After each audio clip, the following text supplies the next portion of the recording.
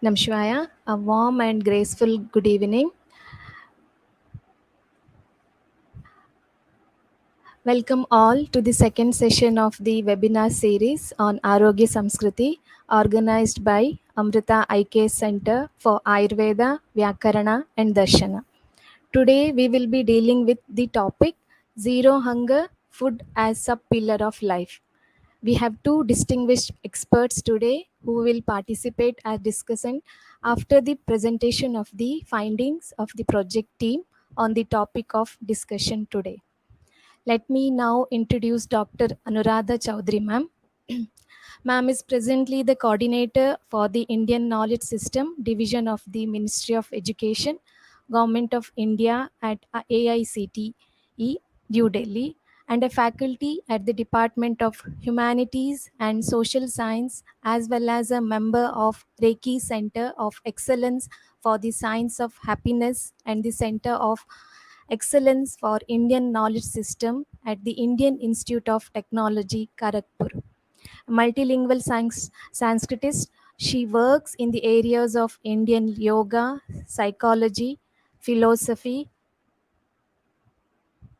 and culture, and is a resource person for national and international organization. I welcome you for this session, ma'am. We have also with us Dr. Charulata ma'am, and I will now introduce her briefly too. Dr. Charulata is Principal Scientist and Head of the Inclusive Health and Traditional Knowledge Studies Division at CSIR NISC New Delhi. She is the editor of Indian Journal of Traditional Knowledge and is also leading the national initiative Swastik for communicating India's scientifically validated traditional knowledge to the society. Ma'am pursued PhD from Jawaharlal Nehru University, New Delhi. Later, she joined this institute as Inspire Faculty Fellow and then as scientist in this university. Dr. Lata ma'am is a recipient of some of the prestigious award including Fellow of the International Society for Environmental Botanist, Associate of the Indian Academy of Science 2019, INSA Medal 2014 and NASA Young Scientist Award 2012. I welcome you for this session, ma'am.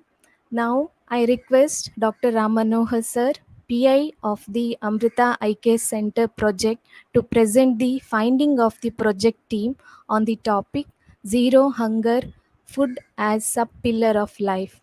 I welcome you all to the second webinar in the IKS webinar series. Over to you, sir. So, thank you, Dr. Sushma, for those introductions. And I'm very happy to come on this platform and share the results of our project team. I'd like to introduce myself. I am Ram Manohar, and I am serving as the director for the Amrita Centre for Advanced Research in Ayurveda, which is attached to the Amrita School of Ayurveda under the Amrita Vishwa Vidyapeetham University. And we are right now implementing a project called Amrita Centre for Ayurveda, Vyakarana and Darshana, where we are looking at how Indian knowledge systems, can work synergistically with modern science and discover applications that are relevant to human problems today, and how we can make a societal impact by bringing up initiatives that are inspired by what is still of value in the Indian tradition. So today is the second webinar in this series. In our project, we have three broad areas. One is related to health and Ayurveda, and this is focusing on rediscovery of India's ancient health tradition. That India had a culture that was very exclusively health conscious. So we have coined the term Arogyasamskriti. India's culture was an Arogyasamskriti. Means that, health was given utmost value, and all other pursuits in our culture was considered to become fruitful only if a person had health. So health was like a birthright, and a lot of effort was ensured to make sure that everybody was healthy, as and healthy and happy also. As you can see, Sarve Bhavantu Sukhina, Sarve Santu Niramaya. That concept of Sarve Santu Niramaya, let everybody be free from disease, was one of the driving vision behind this Arogya Samskriti. So we are also focusing on Vyakarana and Darshana research methodology, how codification happened, but that is a matter for another series of webinars. Our focus in this series, Amrita IKS Center webinar series, is specifically focused on Arogya Samskriti. And in the last webinar, we looked at an overview of what Arogya Samskriti means, how in non-Ayurvedic Sanskrit literature, there is a wealth of information on health. Any literature you take in traditional Indian Sanskrit literature, it can be, this project can be extended also to cover regional literature, because even in oral traditions there's a lot of information about health which are not related to the medical textbooks of Ayurveda. In fact, in the course of the last 1 year, we also found that for certain subjects, the information found in non-Ayurvedic texts are more detailed than what you would even find in classical Ayurveda. So if you take a Purana, if you take the Vedas, if you take Jyotisha, if you take kavyas, whatever type of literature you take, there is something related to health that is discussed there. So that this means that we were a health conscious culture. And today we want to discuss about the topic zero hunger, because this is SDG 2, Sustainable Development Goal 2, and how in our culture we made sure that this goal was achieved. It's very fascinating to see that zero hunger was a goal in ancient India also. And we are going to share our findings on what were the strategies, what were the efforts they took in ancient times to ensure zero hunger. What does it mean for us today? I mean, how can we be inspired by this tradition? Whereas India is one of the countries being affected by hunger, very significantly. And this is an irony, because if you look at our Arogya Samskriti, we always wanted to make sure that people did not suffer from hunger. And in Ayurveda, food is also considered as a sub pillar of life, without which life cannot exist. So there is no question of discussing about health if people do not have access to good nutrition. So with this broad introduction, I would like to enter into my presentation, and I want to discuss the relevance of our findings in the backdrop of the sustainable development goals. So as we all know, and just for sake of refreshing our uh, minds, the Sustainable Development Goals or global goals are a collection of 17 interlinked objectives designed to serve as a shared blueprint for peace and prosperity for people and the planet now and into the future. Now, this is very much reflecting the sentiment of Loka Samasta Sukhino Bhavantu, which only now, the world is looking at that as a goal. But Loka Samasta Sukhino Bhavantu, or being peace and prosperity for everyone, was, very ancient vision. And what is very interesting is, like, if you look at these SDGs, as they call it, Sustainable Development Goals, no poverty, zero hunger, good health, and well-being, quality education, gender equality, and it goes on and on. I'm not listing all the SDGs here. One is definitely SDG 3, which follows SDG 2, is good health and well-being. I mean, everybody being able to achieve a higher state of health and well-being, which is certainly not emphasized in today's society, because we live in a very medicalized world. So all these goals are also cross cutting. You cannot achieve one goal without achieving another. They're all interlinked also. So that is also very interesting. We can see how in ancient India we also looked at human growth and development and peace, prosperity in a holistic manner. And it is very interesting that the world is also coming towards this.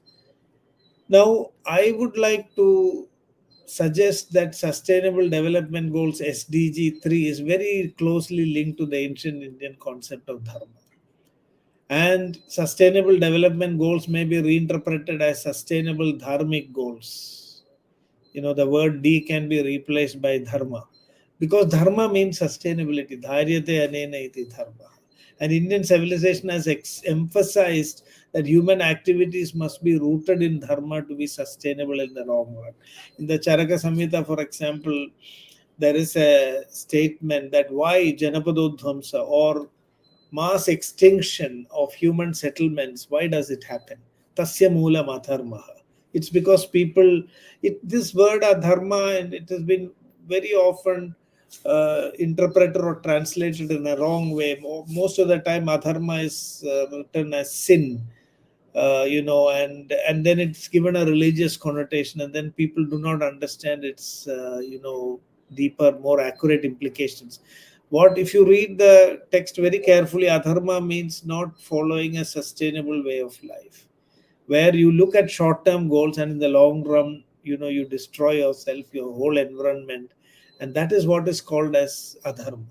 So if you look at SDGs from a Indian perspective, it's just the rediscovery of this idea of dharma as the basis for the growth and development of society. And I think this is a big shift in perception, that apart from the focus on commerce and various other goals as the driving force behind human growth and development that we have witnessed in modern civilization, it's a big shift in perception that today we are recognizing that the real growth and development will happen only through dharma. So we have concepts like dharma rakshati rakshita, protect dharma and it will in turn protect us. All human activities must be envisaged from the viewpoint of sustainability. The Ayurvedic text also says sukhartha sarva bhutana mata sarva pravartaya sukham chana vina dharma tasmad dharma baro bhavet. So this is an Ayurvedic textbook talking about sustainable development goals, that the goal of all human activities is the attainment of happiness. However, happiness does not come if actions are not aligned with dharma, or if they are not sustainable. Therefore, ensure that we engage in only dharmic goals. This is a very clear statement in the in a medical textbook itself. So, if you look at Sustainable Development Goal 2, it is about creating a world free of hunger by 2030. And in 2020, the statistics are really very depressing. Between 720 million and 811 million persons worldwide were suffering from hunger, roughly 161 million more than in 2019. So, with all this development that is happening, the number of people who are going hungry are only increasing every year. I mean, this is really a matter of concern. Also, in 2020, a staggering 2.4 billion people, or about 30% of the world's population, were moderately or severely food insecure, lacking regular access to adequate food. And according to Ayurveda, food is medicine itself. Pathe sati gadarthasya kiva ushadana sevanai. So, are we going to create a society where, due to nutritional problems, and not only when you talk about zero hunger, we must also talk about over nutrition, hypernutrition, which is also creating a lot of problems. And this is the irony that we are seeing today, that on the one hand, there is enough production of food for everybody to eat, but 33% is the estimated to be the global wastage of food, and 30% is the population that is actually being deprived of food. So if even just that wastage of food is curbed, then everybody would have enough food to eat. So the figure increased by 320 million people in just 1 year, and globally 149.2 million children under 5 years of age, or 22% of the world population, were suffering from stunting, low height for their age in 2020, which is a slight decrease from 24.4% in 2050. So this is the ground reality.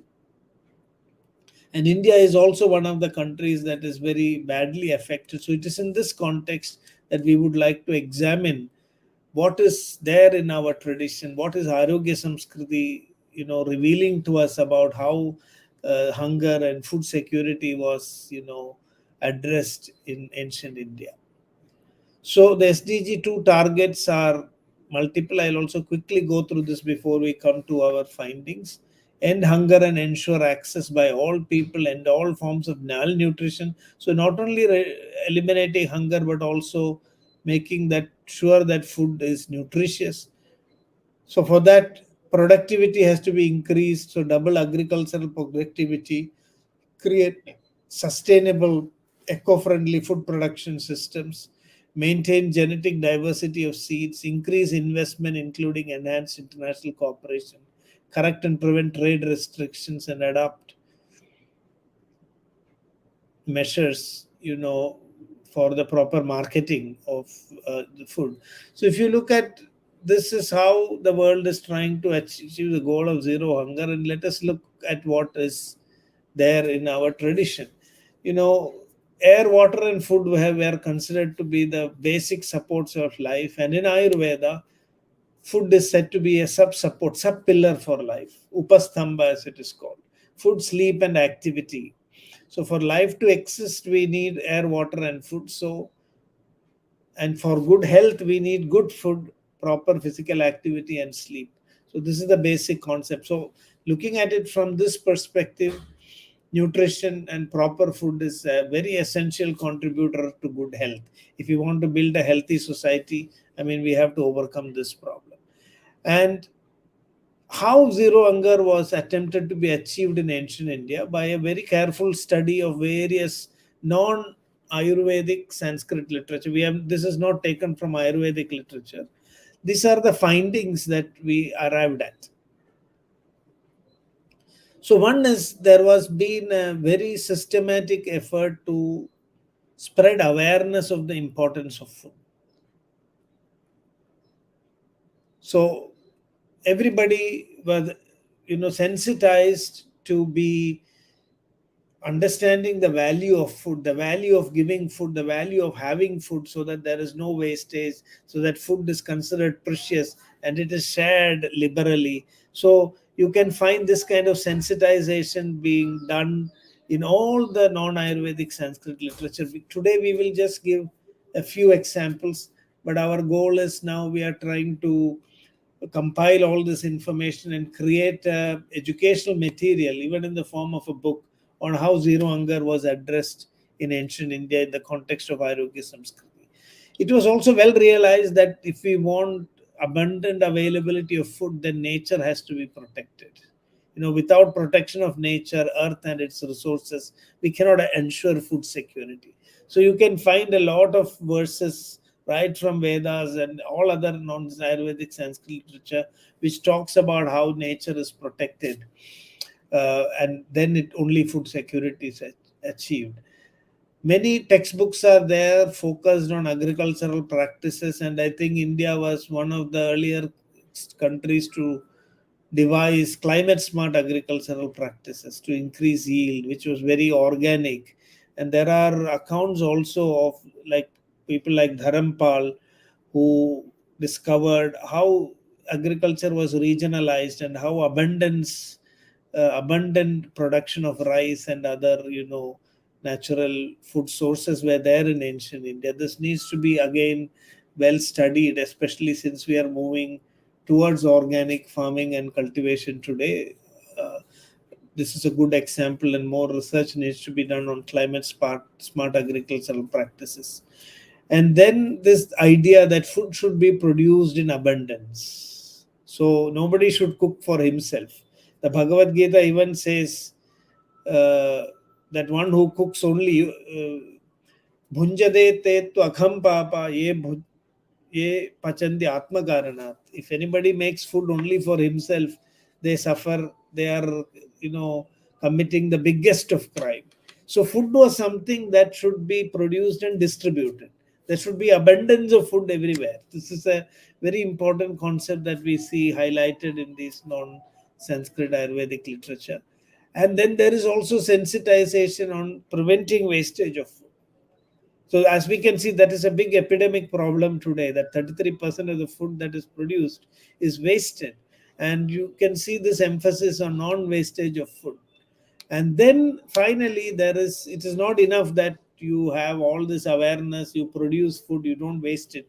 There should be mechanisms for equitable distribution and availability of food for all.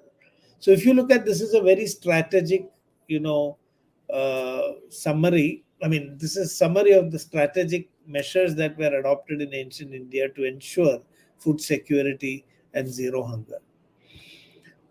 So if you look at awareness, Annam vai Brahma Tad Vradam, food is Brahman itself. Annam cha bahu, make food in plenty. It is a vow. Annam na nindya Tad Vradam. And food is considered as the support of life. You can see in Bhagavata Purana, in Manu, Aditya Jayade Vrishti Vrishter Annam Tajap Tata Prajaha Parjanyad Anna Sambhava. So the food and connection with nature is also highlighted. A lot of awareness was created through these ancient scriptures to educate people about, the importance of food and how we are dependent on nature for, so ahara is needed for jivana. Jivana is dharma and achieving ihaloka and paraloka sukha. So a human being cannot, achieve or fulfill life's goals without the support of good food. So Charaka Samhita also says that food is a support for all. Whether you are a worldly person or a religious person or an ascetic, it doesn't matter. Laukikam karma yadvruttau swargadau vaidikam cha yad karmapavarge yachoktam tachapyanne pradishta. Everything is established in Anna. Now, protection of nature, earth is considered as the source of food. I'm not going into the details as we do not have time for a very elaborate description. But it is mentioned, Earth, Mother, you are Aditi, unbreakable and indivisible, giver of fulfillment, growing and expansive in potential. So here, Earth is considered as the source, prior to Mother Earth for nutrition. Yasyam annam vrihi avav yasya ima panchakrishtaya bhumyai parjanya patnai namostu varshamedase. So it was very well realized that if we don't maintain the harmony in Earth, I mean, there is no food production will get affected. So this kind of link of the food and protection of natural resources is very clearly highlighted. We have also climate smart agriculture. India has grown its own food without chemicals and without fertilizers, and agriculture, Krishi, finds extensive mention in Vedic texts such as Krishi Parashara, Arthashastra, Sangam literature of early Tamils, Manusmriti, Varaha Mihra.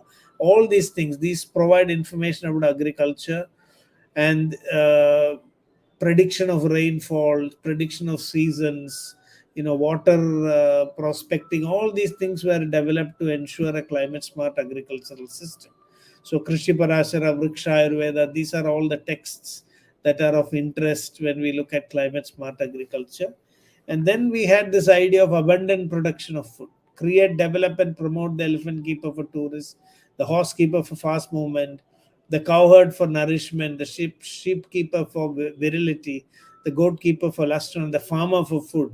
So the farmers were, very much respected, and they were given a very high status because they are the producers of food, and this is very much highlighted, in these textbooks.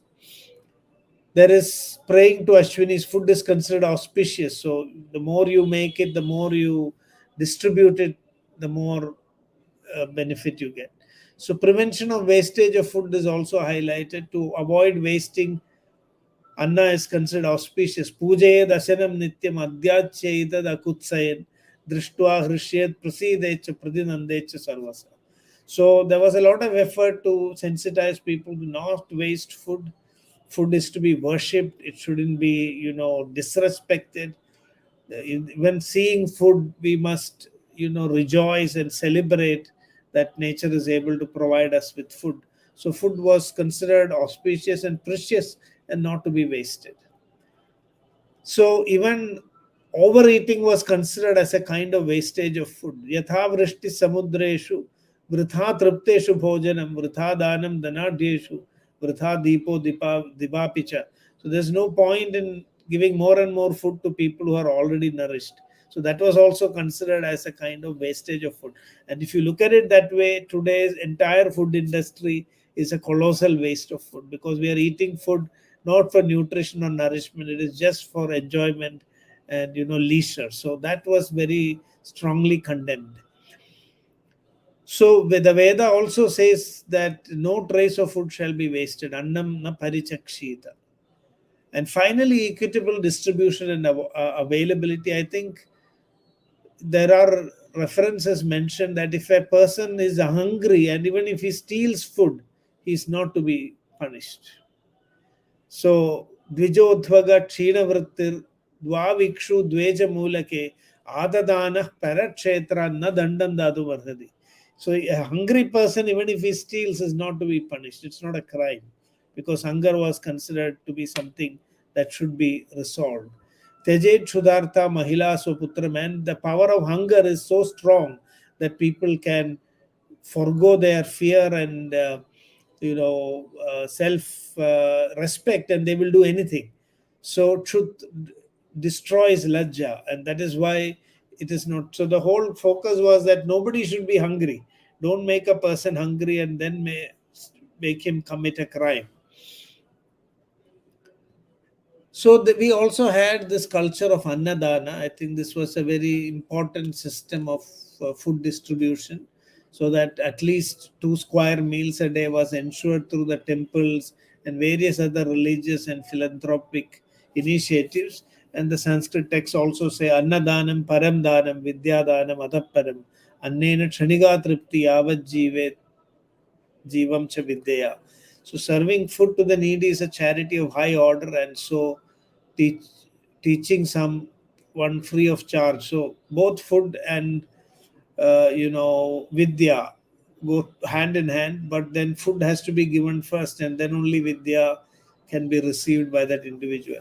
So this is the culture of annadana. So what we see here is that there was a strategic attempt, a multi faceted attempt to ensure zero hunger, and this is clearly reflected in the writings of non Ayurvedic Sanskrit literature, and its medical as well as other aspects of food has been very elaborately discussed in our tradition. And this is the summary of our findings. We have only given a few glimpses just to give an overview of what is the material that is available, and we are hoping to do further research work and come out with educational materials to spread awareness. So with this I conclude my presentation, and we have two discussants here today, Professor Anuradha Chaudhary and Dr. Charulata from NISPER, and Anuradha Chaudhary is the national coordinator for the IKS division at AICTE, Ministry of Education. So I'd like to first invite Professor Anuradha Chaudhary to, share her views, and then Dr. Charulata will also give her comments. So over to you, Professor So, Anuradha Chaudhary. yes. So, thank you very much, Ramji, for another very enlightening session. I mean, it's always very inspiring to listen to you because there are many points that you bring forth that are not there in the public domain of knowledge. We've heard about things, etc., but you present them with a lot of references and with a very firm foundation, and with a very foundation that also has the necessity to study and also build on the different areas that you have mentioned here. So I think that uh, the research itself, you've been able to cover some various facets of the zero hunger concept in ancient India, and to very successfully show that these were not just coming from the Ayurvedic, these were not just from a medicinal perspective, but that these were part of the general knowledge of society. There was a larger general understanding that was shared in this culture of how food has to be treated in general.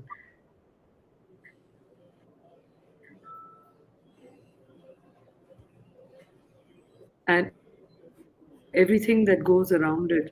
I'll start with the one is recognition again within the culture that because it is such a strong force. The hunger is such a strong, it's such a basic need. I mean, feeding an individual is a primary necessity of any government, of any administration. That came out for me as a point, especially when you mentioned that if a hungry lady steals, that cannot be considered as theft because it is almost like the basic human right. So claiming a basic human right cannot be regarded as a theft in that sense. And it raises a lot of questions today. I mean, just this one idea, and also accompanied with this other point that you raised, that overfeeding is also a crime. You know, even that is considered a problem. So, in an earth where we have plenty, and at the same time you have lack, such gross lack, shameful lack, I would say. If children are dying of hunger when there is food in so many places being wasted and people overfeeding themselves, and a complete lack of distribution of uh, food, whichever way it is, we as a system don't seem to have taken into account the or created sufficient systems for food distribution of the food that is available. So that is one thing that came out for me as well. So if there are restaurants, if there are so many catering parties and all that happen, first and foremost, if everybody just took as much as possible, there would be a lot of food to spare. And if there was a system within society to distribute that food, catered within their business framework, the possibility of food redistribution of leftover food, I think we would already serve a purpose of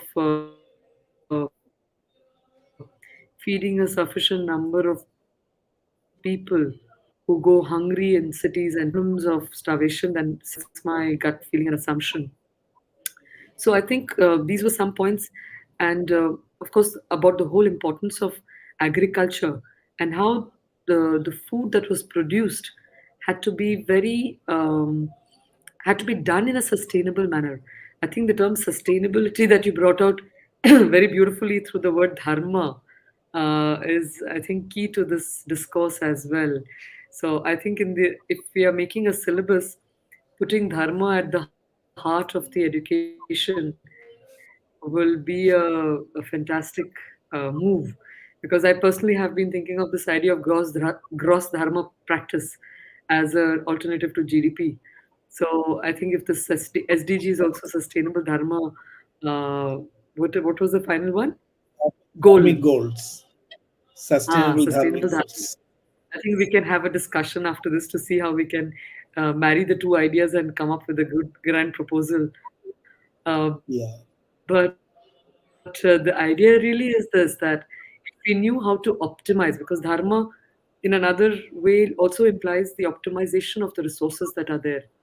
What is the ideal way? What is the ideal to be upheld? And that ideal would be an ideal that is not exclusive of everything. The vision was a holistic vision. So, upholding of dharmic values within the framework of food, within the framework of what do you say, shelter, within the framework of nature, everything. All of this would necessarily imply a respect, a mutual respect, the right usage. The idea of rhythm becomes key again. So it would imply the right usage of all the resources that are there. So I think when we are talking of making material, it would be very interesting to see how we can, beyond just the ideas of the application of health and food in the context of Arogya Sanskriti, but just highlight these larger civilizational frameworks of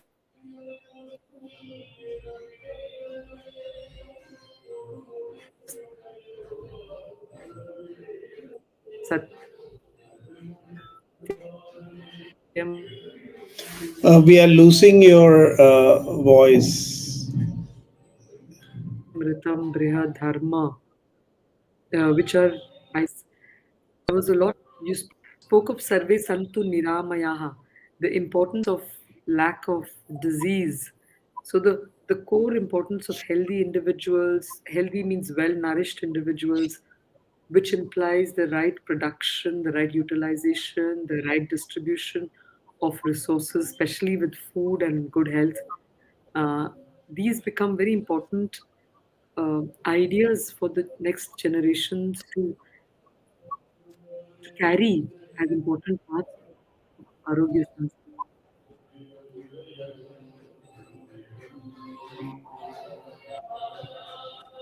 This whole Arogya Sanskriti as being not for oneself but also in well-being. I think that was something that struck me. So I think I'll pause here and I'll let Charulata ma'am speak, Charulata ji speak also, if that's fine. Yeah. Yes, yes. We can come back to you. Yeah, there is some break in your video streaming, I think, because of the internet. We'll come back to you again. Internet. So over Sure. to Dr. Lata.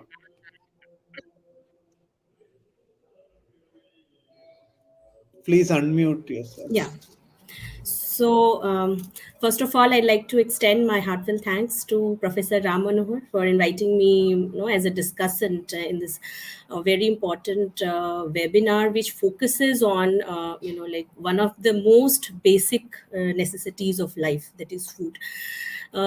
And your presentation I like, because it was really an eye opener for me, and I have been a part of like such a kind of webinar for the very first time. This is my honest admission, so I'm really thankful for that. And yeah, so yeah, like your narrative on that all those disturbing statistics that you've shown on the hunger around the world, that's like more than 30% of the world population is like one or the other kind are like food insecure. So and then like how Arogya Sanskriti, how India's health traditions talked about like different aspects of different aspects of food to combat this food insecurity. So that was also important. And then just like ma'am has already told in your presentation as well, your take on like dharma as sustainability, the definition of dharma as sustainability. So that was also very, very interesting, because this was the like first time I have learned this kind of definition of dharma. And obviously like the zero hunger, so it's like is a sustainable development goal. And yes, India has a very rich tradition of health practices in Ayurveda, and then there are other traditional medicine systems also. And again, Ayurveda doesn't only talk about like the well-being and human health, but it also talks about food, and that you have very aptly like summarized using different shlokas and other things. And you have pointed about this over nutrition thing, but what I missed was what I think that was missing, or you can say that you have not touched on on the topic of hidden hunger. Like hidden hunger is also a very like hidden what to say is a deceptive culprit of food insecurity. That way it is affecting more than 2 billion people around the world. And this hidden hunger is basically the deficiency of vitamins and micronutrients or minerals. So we have a wide variety of traditional and indigenous foods of great nutritional value. I may be slightly like deviating from exactly the Ayurvedic perspective, but India is again like it has a rich heritage of rich heritage in terms of food, also the traditional knowledge in terms of food. So this hidden hunger is one aspect I think I would like to see, like how Arogya Sanskriti has its views, like if they also talk about combating the hidden hunger thing, because this is hitting hard in the rural and tribal areas, and these are abundantly rich in indigenous foods are abundantly rich in proteins and micronutrients, but People are not aware about the nutritional status. People are not exactly they're knowing like how much should be the intake. So that is not only about like the dietary intake of in terms of calories or energy staples, but it should be in terms of overall quality of food, in terms of balancing of the nutrients, in terms of vitamins and other minerals, etc. So if so it will be a good topic to explore on this, I think. And then food is not only about like about the knowledge of how to say about foods, or how to produce it, or how not to avoid it, and other things. But I think food is like in a whole lot of package that includes processing also, the processing methods. Then it also includes the different preservation techniques. Then it also includes the nutritional values and therapeutic effects of the kind of food we are having on human health, or even for the livestock also, animals and livestock and other things. So if these all can be looked into, or the literature of our Ayurvedic literature can be searched or looked in depth about all these aspects. So that would be, I think that would be a great move to go ahead. Yeah. So I think this is my first like take on your presentation. So we can discuss it. Thank you. So you need to unmute yourself. Yeah, thank you, madam. This is a very interesting points that you brought out, and especially hidden hunger, I think, is a very valid point. And in fact, because today our discussion was focused more on seeing how zero hunger SDG targets were addressed in Arogyasamskriti, so we took only those topics for presentation. In fact, malnutrition, I did mention it very passingly. Apart from hunger, there's also malnutrition. Malnutrition. Yes. So hunger, I think that is what you were also highlighting. Yeah. Now, Ayurveda has a lot of discussions on this, like food should be hitam, mitam, and then kalam, kala bhojan. So it is qualitative, quality of the food, the quantity of the food, as well as the timing of your meals. All the three need to be taken into consideration. And I think Ayurvedic, you rightly pointed, I think we should really look at the strength and limitations of our traditional diet, and we need to revisit that, because I think personally there are a lot of good things to learn from traditional diet. But what is prevalent today in the name of tradition may not be the best choices also. So we have to be critical there, because, like, udad vada, many other things, fried items that are Yeah. passing in the name of traditional food, were not meant to be taken on such large scale. Today, on a daily basis, people are eating such food. And Kerala also has a lot of fried food, being sold in the name of tradition. So what Ayurveda tells is that there is a science of cooking which makes sure that not only hunger is appeased, but the correct nutrition is provided.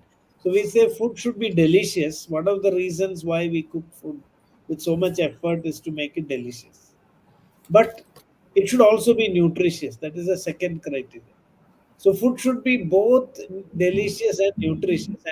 And there is also a third criteria, that even if these two things are fulfilled, if the body cannot assimilate, it is of no use. Yeah. So this is a very important concept mentioned in Ayurveda, that it is, today we say we are the food that we eat, but Ayurveda says we are the food that we digest, not just the food that we eat. Because if the body cannot digest and assimilate the necessary nutrients, so we have a concept, many ways they used to do that. So I will include that also in our zero hunger concept. Thank you so much for pointing it out. How seasonal foods can ensure, seasonal foods, regional foods, these are very important to ensure that you get proper balanced nutrition. Today, one of the reasons why we are not getting proper nutrition, I think, is also because we have standardized the food. Everybody everywhere is eating the same kind of food, and there is more emphasis on. So we also had traditions of seasonal foods, seasonal preparations, to prevent certain diseases, to prevent certain deficiencies that might come in the passing of the seasons, deficiencies that may come when you are living in certain places. So I think those all need to be revisited. But in my opinion, what we have as tradition to get today is a mixture of good and bad. So we need to use the discrimination, go back to discover our principles, and then start promoting the types of. Because I recently read that our South Indian dish called sambar has the ability to prevent colon cancer. And if you see in the West, the incidence of colon cancer is very high.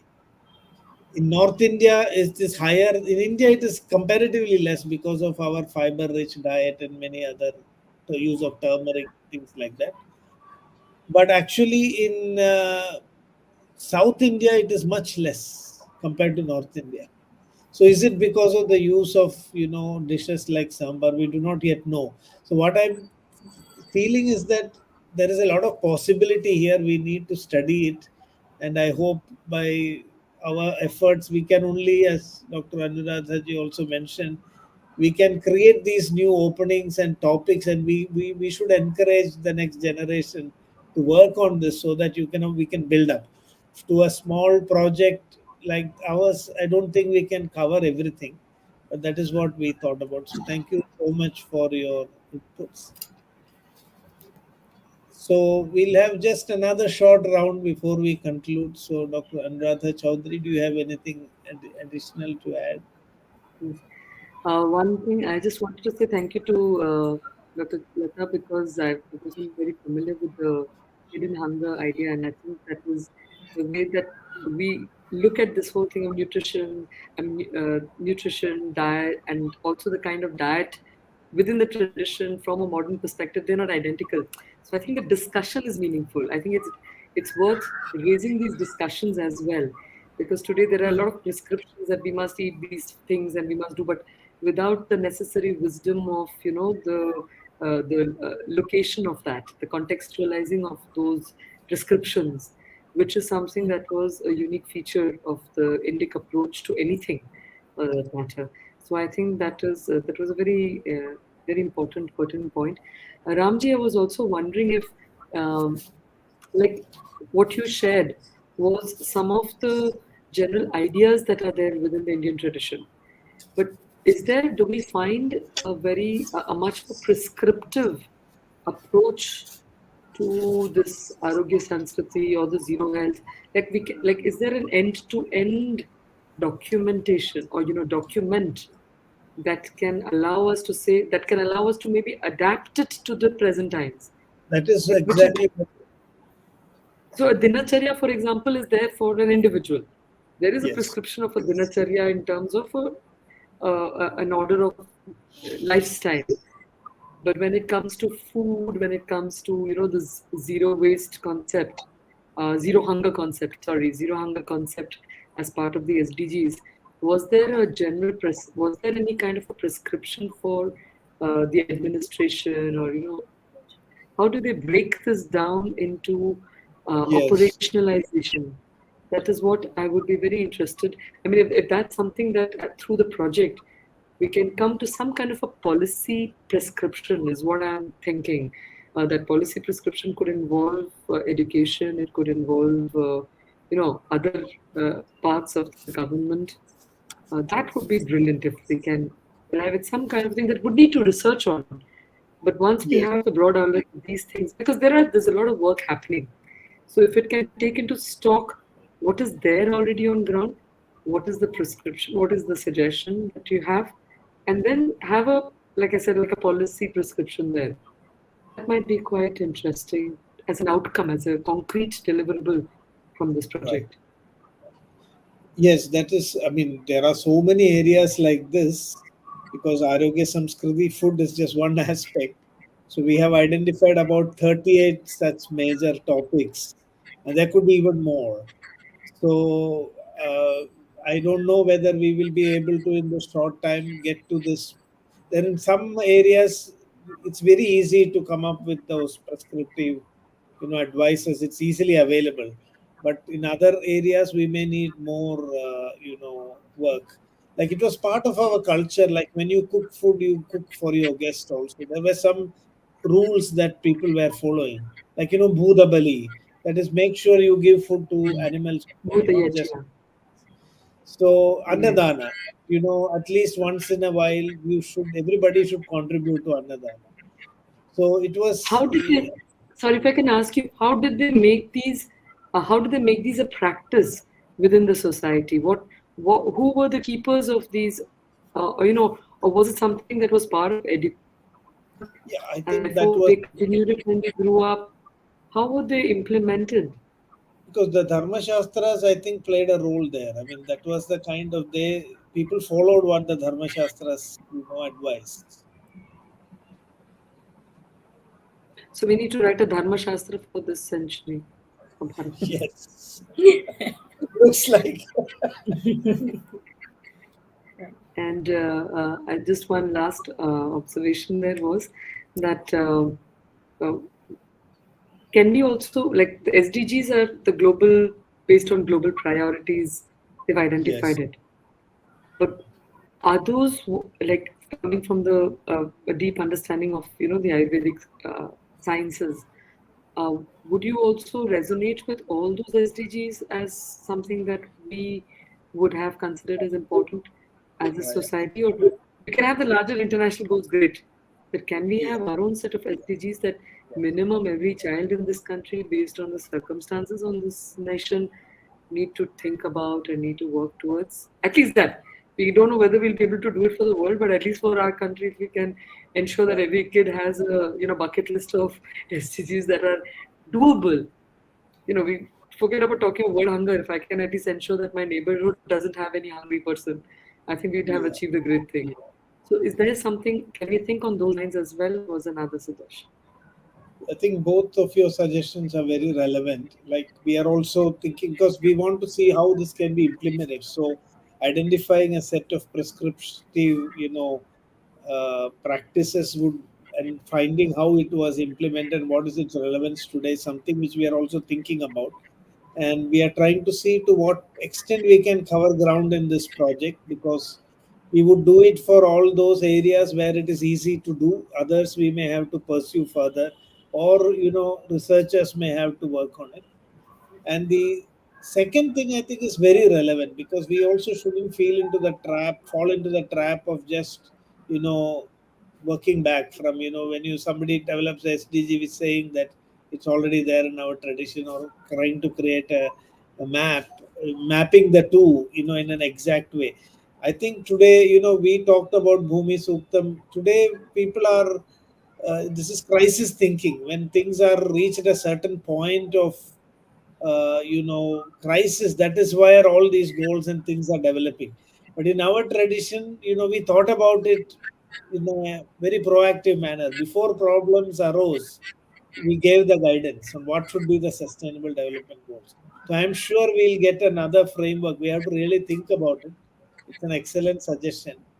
And we will see also, as we work in our Arogya Samskriti, what are such other goals that are emerging in the discourses and narratives that we are creating. We'll surely work on that also. Thank you. Thank you. So I would like to go back to Dr. Sure, Charulata for your final remarks before we conclude. We have a sure, few sure, more sure. minutes to conclude. Yeah, so it's very, very interesting discussions going on. Just last few points to make. I'm not sure about exactly the mandate of Amrita, I guess, Center on Ayurveda, but I think that more of field surveys, if you can do, I don't know if that is in your mandate or not. Basically, regarding the characterization of Ayurvedic food or traditional food or indigenous food, if that can be done, the characterization, then if we can assess the nutritional status, availability of the the nutritionally abundant indigenous foods, related to over nutrition, related to malnutrition in both ways. Then if we can, if some kind of dietary plans you can propose, or some kind of educational materials with good pictures and other things, no reason specific if that can be brought out or something like this. I don't know exactly if that is in the mandate or not, but if this can be taken up, that would be a great thing, because in terms of policy perspective also regarding like how, or what should be our, if what should be our Sanskriti, to for a healthy life. So that is, I think, is important. And obviously, and then definitely, as Professor Anuradha ma'am has told, the documentation part, and then the validation, so that you are always, the scientific validation aspects definitely comes after the following that. So the validation aspect is also important, because still a lot of people do not have much confidence on our traditional wisdom, and here the evidence based studies, or such kind of scientific validation studies would be very important. And sir is already associated with Swastik, and he has helped us with 2 series. So it would be my call to whatever study you are doing on Arogyasamskriti, if you can help us with providing information, so that we can come out with good infographics, and we can disseminate, because being a communication and policy research institute, we have that mandate to communicate our traditional wisdom to the people, and that we are doing. And in fact, for the food aspects, I'll be I'd like to say that 13 series we have already done, covering different aspects of food, in which, like, on turmeric, like that includes ingredients like turmeric is one, or honey is one. So sir, Professor Ram Mohan was already associated with these 2 series. Then we have covered the processing aspects also, like fermentation, which was mentioned in Rig Veda in 1500 BC. So that is the breakdown of sugars using enzymes. So fermentation aspect we have covered. We have covered some traditional preparation of foods like poita bhat, which is a very unique food of Assam, so the traditional food. So that we have covered, and other also a lot of like individual plant, like the individual variety of rice grains like samba musana or joha rice. So that we have all covered, and these are different aspects of the Indian traditional food wisdom that we have covered through Swastik. And I'd request you to provide us more such stories. If you come up in your studies, you can provide us, and we can create infographics and audio visuals on that, and disseminate to the general public, to actually raise awareness on our heritage. And it's a glorious heritage, actually, SNT heritage. So the awareness should be made, which will ultimately bring into that confidence in the people. So that is very important. Yeah. So yeah, and I know and I hope that sir will definitely help us with that. So yeah, and I wish all the best to all the individuals of this IKS center towards Thank you. Arogya Samskriti. Yeah. Thank you. Yes, Sorry, can I Anuradhaji. just add one thing? Thank you very much again, Dr. Lata, for your Lataji, for your points there. There was because you also mentioned about preservation and all. I was also wondering because about this entire concept of the preservation of food, like because it ties in with the ideas of the gunas and all. It was not just food preservation; there was also the intrinsic food quality from a pranic level. There were many other dimensions that were thought about, that was understood about food. So I think these multi-layered dimensions of food is something that one also would like to highlight. Then, I mean, I think what would be ideal, if I have to think of the success of the project, is to provide material to our population that would enable them to make conscious choices which are there for their greater good. Yeah. So provide all that content to them in as many ways, infographics and all those modern ways of access to our population, so that we cannot complain that I did not know. I mean, I think that's a stage that would be brilliant to achieve, where every citizen, so it would imply different languages, it would imply all those things also. But the idea is that at least the information has to be made available to them from a very young age, so that they don't grow up saying, "Oh, no one ever told me this," and be able to make conscious choices based on what is there for their own health. So on one side create this awareness about what is food, how does nutrition and all that really take place, and on the other side, um, train them in a manner, train the population in a manner that they will want to make the better choices. This is going to be a task in Kali Yuga special, but I think it's not impossible if it is very smartly done.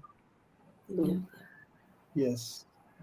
Yeah, I think these are many possibilities that's coming. The purpose of the discussion is also to understand how to move forward. What are the possibilities, what are the areas we should focus. So I think both Anuradha ji and Charulata, both of you have, given a lot of food for thought. But just we will think in these ways. But our project as such has some limitation also, because we have three components. Yes, just one of that. We have Vyakarana, which is also a huge task. Yeah. And so what we are planning to do is, this is like the foundation for future. We create a blueprint and a roadmap. What are the areas we should choose? So it's very hard. I mean, we're very excited to know that through NISPER we would be able to disseminate, as Anuradhaji mentioned. The major goal is to bring this to public awareness, so that people Yes. are aware of it. So we will certainly be happy to share those information, and in Yes. many other ways we are hoping we will be able to do this. And this zero hunger would be one of our areas which we will focus in the future, and I hope we will be able to get more information and create a more systematic work, and maybe open up PhD programs or fellowships for students to work in this area.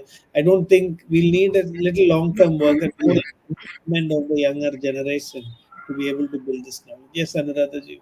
Sorry, I was just also maybe thinking that one direct outcome could be a joint, a joint conference, which can be well conceived of just around the presentation that you've done. Okay. In the context while this G20 and all is going on, especially since it's a sustainable goal, development goal, if we can Yeah. think of having an important, like something that will catch media attention, but something that will have different panels on all those areas that you've mentioned. Right. I think the center can plan for that. We can Okay. see how to, as a dissemination and future research options, just to put that into the air, into the atmosphere, in Sure. significant way. That would be Sure. great. Yes. Thank you. So thank you, Charulata ji. Thank Thank you, sir. you, Anuradha ji, Thank you, for ma'am. joining us. Thank you very much, Anita. Very nice. Be nice to be in touch with you also and try and get your details. Thank you. So our time is also up, and I think it was a very interesting and very, and a lot of pointers that came out through the discussion. So I'm very happy that we could get a lot of guidance on how to take this forward. So Mm. with that, once again, I express my heartfelt thanks to both of you for Thank joining you, sir. and making this a lively discussion. And to Thank you all for those, giving us the opportunity of listening to you. oh, Yeah, it's always a pleasure to listen to sir. Yeah. Always, always. There's Always. so much to learn. so this is the result of our project team, and I'm just presenting it on their behalf. Thank you. Yes. Namaste. Best wishes. Thank you, sir. Thank you. Thank you. Shubham.